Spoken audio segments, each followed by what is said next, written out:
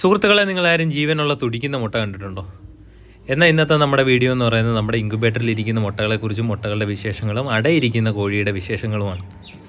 6 ദിവസമായിട്ട് നമ്മൾ സ്ഥലത്തുണ്ടായിരുന്നില്ല കേട്ടോ. അപ്പോൾ ആ സ്ഥലത്തില്ലാതിരുന്നപ്പോൾ ഉണ്ടായിരുന്ന വിശേഷങ്ങളാണിത്. നമ്മൾ ഇൻക്യുബേറ്ററിനകത്ത് വെച്ചിരുന്ന ഒരു കുഞ്ഞ് ഇന്ന് വിരിയേണ്ട ദിവസമാണ്. പക്ഷേ തോട് പൊട്ടിച്ചെങ്കിലും പുറത്ത് വരാൻ കഴിയാത്തതുകൊണ്ട് ആ കുഞ്ഞ് അതിനകത്ത് തന്നെ ഇരുന്ന് മരിച്ചു പോവുകയാണ് ചെയ്തത്. അങ്ങനെ എന്തായാലും നമുക്ക് 6 ദിവസമായിട്ട് കിട്ടിയിട്ടുള്ള മുട്ടകളുടെ എണ്ണം എന്ന് പറയുന്നത് 47 ആണ് കേട്ടോ. അപ്പോൾ നമ്മുടെ 60 മുട്ടകൾ കൊള്ളുന്ന ഇൻക്യുബേറ്ററിനകത്ത് ഇനിയിപ്പോൾ 47 മുട്ടകളൂടെ കൊള്ളിക്കാനുള്ള സ്ഥലമില്ലാത്തതുകൊണ്ട് നമ്മൾ നമ്മുടെ 200 മുട്ട കൊള്ളുന്ന ഇൻക്യുബേറ്റർ തുറന്നിട്ട് അതൊക്കെ ഒന്ന് വൃത്തിയാക്കി അതിലേക്ക് മുട്ടകളെല്ലാം നിരത്തി റെഡിയാക്കിയിരിക്കുകയാണ്. അതുപോലെ തന്നെ കുഞ്ഞുങ്ങളെ നമ്മൾ ഒരു 10 മിനിറ്റത്തേക്ക് അവിടത്തേക്കൊന്ന് അക്കോമഡേറ്റ് ചെയ്യാമെന്ന് കരുതി. കാര്യം മുട്ടകളെല്ലാം പറക്കി അറേഞ്ച് ചെയ്യുന്നതിന് ശേഷം അവരെ എടുത്ത് താഴോട്ട് കൊണ്ടുപോകുമെന്ന് കരുതി അവിടെ വെച്ചതാണ്. എന്നിട്ട് നമ്മൾ അവരെ ഒരു ട്രെയിലേക്ക് എടുത്ത് താഴേക്ക് പോകുമ്പോഴാണ് നമ്മുടെ ഒരു കുഞ്ഞിന് ഒരു രോഗമുള്ള കാര്യം ശ്രദ്ധിച്ചത്. അപ്പോൾ ആ രോഗത്തിനെക്കുറിച്ച് നമ്മൾ പിന്നീട് ഒരു വീഡിയോ ചെയ്യുന്നതാണ്. ഈ രോഗം മാറാൻ ഒരു പ്രത്യേകതര ഇഞ്ചക്ഷൻ ഉണ്ടെന്നാണ് ഞാൻ മനസ്സിലാക്കുന്നത്. പക്ഷേ നമ്മുടെ ഈ ഏരിയയിലെങ്ങും അത് അവൈലബിൾ അല്ലാത്തതുകൊണ്ട് അത് തൽക്കാലം നമുക്ക് ചെയ്യാൻ നിവർത്തിയില്ല. അദ്ദേഹത്തെ നല്ലത് വരട്ടെ എന്ന് പ്രതീക്ഷിക്കാനേ പറ്റും. അതുപോലെ തന്നെ നമ്മൾ അവിടെ എല്ലാം കറങ്ങി കിടന്ന മുട്ടകളെല്ലാം കൂടെ പറക്കിയെടുത്തുകൊണ്ട് വന്നിട്ട് നമ്മൾ തൊട്ടിയിൽ പോയി നോക്കിയപ്പോഴാണ് അദ്ദേഹം ഇവിടെ അടയിരിക്കുന്ന കാര്യം മനസ്സിലായത്. അപ്പോൾ നമ്മുടെ പല സുഹൃത്തുക്കളും ചോദിച്ചിട്ടുണ്ട്, അടയിരിക്കുന്ന വീഡിയോ ചെയ്യാമോ എന്ന്.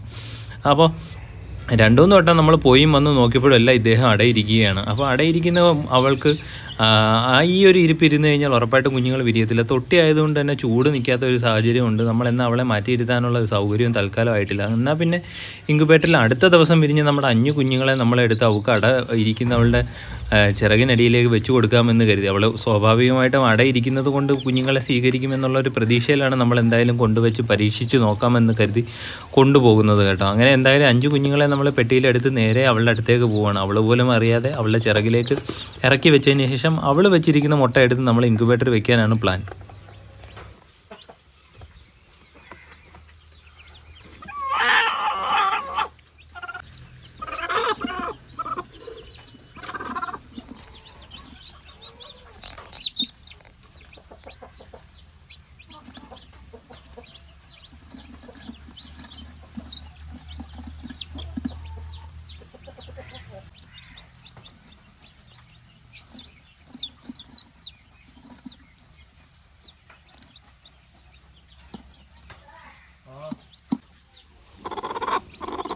ഈ മുട്ടകളെല്ലാം കൂടെ പൊട്ടിച്ച് ഇവിടെ വെച്ച് കഴിഞ്ഞാൽ എന്ത് ചെയ്യും? നീ ആ പിള്ളേരെ നോക്ക്. വിരിയിക്കുന്ന പരിപാടി ഞാൻ ആക്രമിക്കല്ലേ. അപ്പോൾ നേരത്തെ പറഞ്ഞതുപോലെ തന്നെ നമ്മൾ ഇതിപ്പോൾ അലൂമിനിയത്തിൻ്റെ തൊട്ടി ആയതുകൊണ്ട് മുട്ടകൾ വിരിയാൻ സാധ്യതയില്ല. അങ്ങനെ അവൾക്ക് നമ്മൾ നല്ല ഉപദേശമൊക്കെ കൊടുത്ത് മുട്ടകളൊക്കെ മുകളിലോട്ട് കൊണ്ടുപോയിട്ട് ഇടയ്ക്ക് ചെക്ക് ചെയ്യാൻ വന്നപ്പോഴാണ് ഒരു കോഴിക്കുഞ്ഞ് നമ്മുടെ അടുത്തേക്ക് വന്ന് പരാതി പറയുന്നത്. കാര്യം അദ്ദേഹത്തിനെ അവിടെ നിന്ന് ഇറക്കി വിട്ടെന്നാണ് തോന്നുന്നത്. അങ്ങനെ നമ്മൾ പതുക്കെ ഇവളെ പൊക്കി നോക്കി വേറെ ആരെങ്കിലുമൊക്കെ ഇറക്കി വിട്ടിട്ടുണ്ടോ, ബാക്കി എല്ലാവരും സേഫാണോ നോക്കിയപ്പോൾ മറ്റാർക്കും കുഴപ്പങ്ങളൊന്നും ഇല്ലാത്തതുകൊണ്ട് നമ്മൾ പതുക്കെ ഈ കുഞ്ഞിനെയും കൂടെ പിടിച്ച് തിരിച്ച് അതിലേക്ക് വെച്ചിട്ട് കടന്നു പോവുകയാണ്. കുറച്ച് നേരം ഒന്ന് നിന്ന് നോക്കി ഇവൾ ആക്രമിക്കുന്നുണ്ടോ, അവരെ നോക്കുമോ എന്നൊക്കെ നമ്മളൊന്ന് ചെക്ക് ചെയ്യുന്നുണ്ട്. ഇടയ്ക്കിടയ്ക്ക് വന്ന് ചെക്ക് ചെയ്യുന്നുണ്ട്. കാര്യമെന്ന് പറഞ്ഞു കഴിഞ്ഞാൽ ഇറക്കി വിട്ട് കഴിഞ്ഞാൽ ഈ കുഞ്ഞുങ്ങളുടെ കാര്യത്തിൽ തീരുമാനമാവും എന്നുള്ളതിന് ഒരു സംശയം വേണ്ടുന്ന കാര്യമല്ല. അങ്ങനെ നമ്മൾ അവളെ ഒന്ന് ഇറക്കി വിട്ടപ്പോഴത്തേക്ക് അവളുടെ പാട്ടിന് പോകാൻ തുടങ്ങി. അങ്ങനെ അവളുടെ വാലിലൊക്കെ പിടിച്ച് നമ്മൾ ഒരുവിധം വീണ്ടും തിരിച്ച് തൊട്ടിയിലേക്ക് കയറ്റി കുഞ്ഞുങ്ങളെ നോക്കാൻ ഏൽപ്പിച്ചത് വീണ്ടും നമ്മൾ തൽക്കാലം മുകളിലോട്ട് കയറി പോവുകയാണ് കേട്ടോ. എന്തായാലും ഇവൾ ഇന്നത്തെ ഒരു സാഹചര്യത്തിൽ കുഞ്ഞുങ്ങളെ സ്വീകരിക്കുമോ ഇല്ലയോ എന്ന് നമുക്ക് നല്ലപോലെ കണ്ടു തന്നെ അറിയാനുള്ളത് കൊണ്ട് ഇടയ്ക്കിടയ്ക്ക് നമ്മൾ വന്ന് ഇവരെ നോക്കുകയും എല്ലാം ചെയ്യുന്നുണ്ട്. അപ്പോൾ പല വട്ടമായിട്ട് നമ്മൾ ഇവിടെ വന്ന് ചെക്ക് ചെയ്യുന്ന ഒരു സാഹചര്യമാണ് നമ്മൾ പല ക്ലിപ്പായിട്ട് ചെയ്തു വെച്ചിരിക്കുന്നത് കേട്ടോ. പിന്നെ നിൻ്റെ പിള്ളേരാ, നീ നോക്കണം. അതിനെല്ലാം ശേഷം നമ്മൾ രാത്രി വന്ന് നോക്കിയപ്പോഴത്തേക്ക് ഒരാൾ ഇറങ്ങി നടക്കുന്നു. അപ്പോൾ അവൾ ഈ കുഞ്ഞിനെ ഉപേക്ഷിച്ചു എന്നുള്ള കാര്യത്തിൽ നമുക്ക് കൺഫേം ആയി. അപ്പോൾ റിസ്ക് എടുക്കേണ്ടതെന്ന് കരുതിയിട്ട് ഈ കുഞ്ഞിനെ നമ്മൾ നേരെ നമ്മുടെ ബ്രോഡർ സെറ്റപ്പിലേക്ക് മാറ്റിയിട്ടുണ്ട്. നമ്മുടെ ഹീറ്റ് ബൾബ് എല്ലാം പ്രോപ്പറായിട്ട് വർക്ക് ചെയ്യുന്നുണ്ട്. കുഞ്ഞുങ്ങളെല്ലാം വളരെ ഹാപ്പി ആൻഡ് ഹെൽത്തി ആയിട്ട് ഇരിപ്പുണ്ട്. അതേസമയം തന്നെ നമ്മൾ നേരത്തെ പറഞ്ഞ പോലെ നമ്മുടെ രോഗമുള്ള ഒരു കുഞ്ഞിൻ്റെ കാര്യം വളരെ കഷ്ടത്തിലാണ്. അദ്ദേഹത്തിന് നേരെ തീറ്റയോ വെള്ളമോ കുടിക്കാൻ പറ്റുന്നില്ല. അതുകൊണ്ട് നമ്മളെന്തായാലും ഒരു കാര്യം ചെയ്യാമെന്ന് കരുതി സ്റ്റാർട്ടറും കുറച്ച് ഗ്ലൂക്കോസ് പൊടിയും കൂടെ നമ്മൾ കലക്കി ചുണ്ടിന് വെച്ച് കൊടുക്കാമെന്ന് കരുതി കുഞ്ഞിന് കുടിക്കാനായിട്ട്. അല്ലാത്ത പക്ഷേ ഇതിനെ ജീവനോടെ കിട്ടുന്ന കാര്യം വളരെ പാടാണ്. അങ്ങനെ എന്നിരുന്നാലും ഇടയ്ക്ക് വെട്ടം പോയത് നിങ്ങൾ കണ്ടത് നമ്മുടെ ഓട്ടോമാറ്റിക്കായിട്ടുള്ള ഹീറ്റ് ബൾബ് ഓൺ ആവുന്നതും ഓഫ് ആവുന്നതായിട്ടുള്ള രംഗമാണ്. ഇപ്പോൾ അതായത് വീണ്ടും ഓണായിട്ടുള്ളൊരു രംഗവും കാണുന്നുണ്ട്. അങ്ങനെ എന്തായാലും നമ്മൾ സ്റ്റാർട്ടറും കുറച്ച് ഗ്ലൂക്കോസ് കൂടെയൊക്കെ കലക്കി ഇദ്ദേഹത്തിന് കൊടുത്ത് വയറ് നിറച്ച് കൊടുത്തതിന് ശേഷം വീണ്ടും നമ്മളെടുത്ത് കൂട്ടിലേക്ക് വെച്ചിട്ട് തിരിച്ച് കയറി പോവുകയാണ്. എന്നാലും നമ്മൾ ഇടയ്ക്കിടയ്ക്ക് വന്ന് നോക്കേണ്ട ഒരു സാഹചര്യമുണ്ട്. കാര്യം നമ്മളിപ്പോൾ കൊണ്ടുവന്നിരിക്കുന്ന കുഞ്ഞുങ്ങളെ അവൾ സ്വീകരിക്കുമോ ഇല്ലയോ എന്നറിയില്ല. നമ്മളെ പേടിച്ചിട്ട് ഒരു പക്ഷേ ചിലപ്പോൾ നമ്മൾ കൊണ്ടുവയ്ക്കുന്ന കുറച്ച് നേരം അവൾ വെറുതെ ഇരുന്നെങ്കിലും ഒരു പക്ഷേ കുറച്ച് കഴിയുമ്പോൾ മൂഡ് മാറിയിട്ട് അവരെയൊക്കെ ഇറക്കി വിടാൻ സാധ്യതയുണ്ട്. ഇറക്കി വിടുന്ന മാത്രമല്ല, കുഞ്ഞുങ്ങളല്ലേ, അവർ ചിലപ്പോൾ കൊത്തി പുറത്തേക്ക് ഇറങ്ങി പോയി കഴിഞ്ഞാൽ പിന്നെ ഇവൾ നല്ലപോലെ നോക്കണമെന്നില്ല. ആ ഒരു സാഹചര്യം കണക്കിലെടുത്തുകൊണ്ട് നമ്മൾ ഇടയ്ക്കിടയ്ക്ക് വന്നൊന്ന് ചെക്ക് ചെയ്യുന്നു.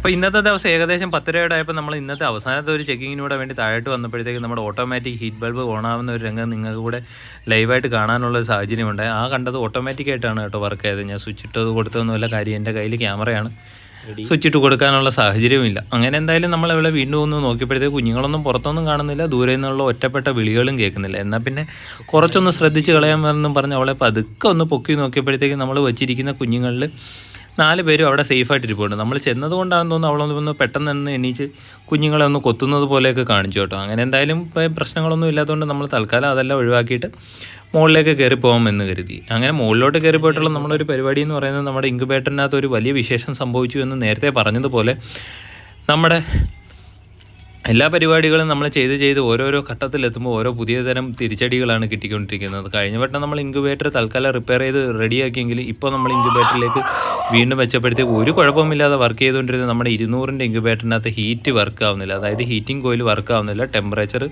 എപ്പോഴും കോൺസ്റ്റൻ്റ് ആയിട്ട് തന്നെ നിൽക്കുകയാണ്. അങ്ങനെയാണെങ്കിൽ പിന്നെ നമുക്ക് വേറെ പ്രത്യേകിച്ച് ഓപ്ഷനൊന്നും ഇല്ലാത്തതുകൊണ്ട് എക്സ്ട്രാ വരുന്ന മുട്ടയും തൽക്കാലം നമ്മുടെ 60-ൻ്റെ ഇൻക്യുബേറ്ററിൽ തന്നെ അക്കോമഡേറ്റ് ചെയ്യേണ്ടതായിട്ടുള്ള കാര്യമുണ്ട്. പക്ഷേ അതിനകത്തൊരു പ്രത്യേകതരം ഗുണമെന്ന് പറയുന്നത് 18 ദിവസമായ മുട്ടകൾ നമ്മൾ താഴേക്ക് വെച്ചാൽ മതി. അപ്പോൾ നമ്മുടെ റൊട്ടേറ്റ് ചെയ്യുന്ന ട്രെയിനകത്ത് വെക്കേണ്ട മുട്ടകളുടെ എണ്ണം കുറച്ച് കുറഞ്ഞു കിട്ടും. അതുപോലെ തന്നെ നമുക്ക് പെൻഡിങ് ആയിട്ട് നിൽക്കുന്ന വിരിയാൻ സാധ്യതയില്ലാത്ത മുട്ടകളും അതിൽ നിന്ന് ഒഴിവാക്കി കഴിഞ്ഞാൽ നമുക്ക് അത്യാവശ്യം നമ്മൾ ഓർഡർ ചെയ്തിരിക്കുന്ന ഹീറ്റിംഗ് കോയിൽ വരുന്നത് വരെ ഇതിനെല്ലാം ഉൾക്കൊള്ളിക്കാനുള്ളൊരു അവസരം കിട്ടും. അപ്പോൾ നമ്മുടെ പഴയ ഫോണിനകത്ത് നമ്മൾ മുട്ടകളെല്ലാം എണ്ണം എഴുതി വെച്ചിരിക്കുന്ന മുട്ടകളെല്ലാം അതിനകത്തൊന്ന് വെച്ച് നോക്കിയാണ്. അപ്പോൾ നമ്മൾ ആദ്യം നോക്കിയ മുട്ടേനകത്ത് കുഞ്ഞുങ്ങളൊന്നും ഇല്ല. അതുകൊണ്ടാണ് അത് വളരെ ക്ലിയർ ആയിട്ടിരിക്കുന്നത്. പക്ഷേ അതേസമയം ഇതുപോലെ കുഞ്ഞുങ്ങളൊന്നും ഇല്ലാതിരിക്കുകയാണ്. അതേസമയം നമുക്ക് ഈ കിട്ടിയ 7-ാം തീയതിയിലെ മുട്ടേനകത്ത് കുഞ്ഞുണ്ട്.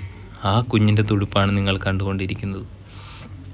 അങ്ങനെ എന്തായാലും അതൊരു കുറച്ച് നേരം നോക്കി നിൽക്കുമ്പോൾ വളരെ മനോഹരമായിട്ടുള്ളൊരു കാഴ്ചയാണ് കേട്ടോ. കയ്യിൽ നിന്നിരിക്കുന്ന ഒരു മുട്ടയിലൊരു ജീവൻ്റെ തുടുപ്പ് നമ്മുടെ കയ്യിൽ തന്നെ ഫീൽ ചെയ്യുക എന്ന് പറയുന്നത് വളരെ സന്തോഷവും ആനന്ദവും തോന്നുന്ന ഒരു കാര്യമാണ്. അങ്ങനെ എന്തായാലും നമ്മൾ മുട്ടകളൊക്കെ സോർട്ട് ചെയ്യുന്നതിൻ്റെ ഇടയിൽ ഉള്ളതും ഇല്ലാത്തതുമായിട്ടുള്ള കുറേ മുട്ടകൾ കിട്ടി. അതെല്ലാം സോർട്ട് ചെയ്ത് മാറ്റി. അങ്ങനെ വളരെ അടുത്ത ദിവസം രാവിലെ ചെന്ന് നമ്മൾ താഴെ നോക്കിയപ്പോഴത്തേക്ക് അനാഥമായിട്ടൊരു കുഞ്ഞ് അവിടെ നിൽക്കുന്നു.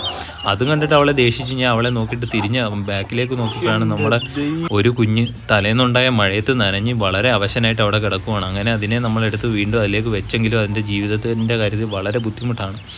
അങ്ങനെ എന്തായാലും നമ്മൾ അതിനെ മുകളിൽ എടുത്തുകൊണ്ട് പോയി കുറച്ച് സ്റ്റാർട്ടറും കലക്കി അതുപോലെ തന്നെ നമ്മുടെ ഗ്ലൂക്കോസ് പൊടിയും കൂടെ കലക്കി കുറച്ച് നേരം ചൂടൊക്കെ കൊടുത്ത് ഇപ്പോൾ ഒരുവിധം ജീവനുള്ള രീതിയിൽ കൊണ്ടുവന്നിരിക്കുകയാണ്. എന്നിട്ട് നേരെ നമ്മൾ താഴെ ചെന്ന് ഇവളെ അവിടെ നിന്ന് ഇറക്കി വിട്ടു. വളരെയധികം ദേഷ്യത്തോടെ ഇറക്കി വിട്ടിട്ട് അതിൽ അവസാനമായിട്ട് ഇരുന്ന ഒരു കുഞ്ഞിനെ എടുത്ത് നമ്മൾ നമ്മുടെ ബ്രൂഡർ സെറ്റപ്പിലേക്ക് വെച്ചിരിക്കുകയാണ്. അങ്ങനെ എന്തായാലും ഇവൾ ഇനിയും അവിടെ ഇരിക്കുകയാണെങ്കിൽ നമ്മുടെ പെൻഡിങ് ആയിട്ടുള്ള മുട്ടകൾ വെച്ച് കൊടുക്കുന്നതാണ്.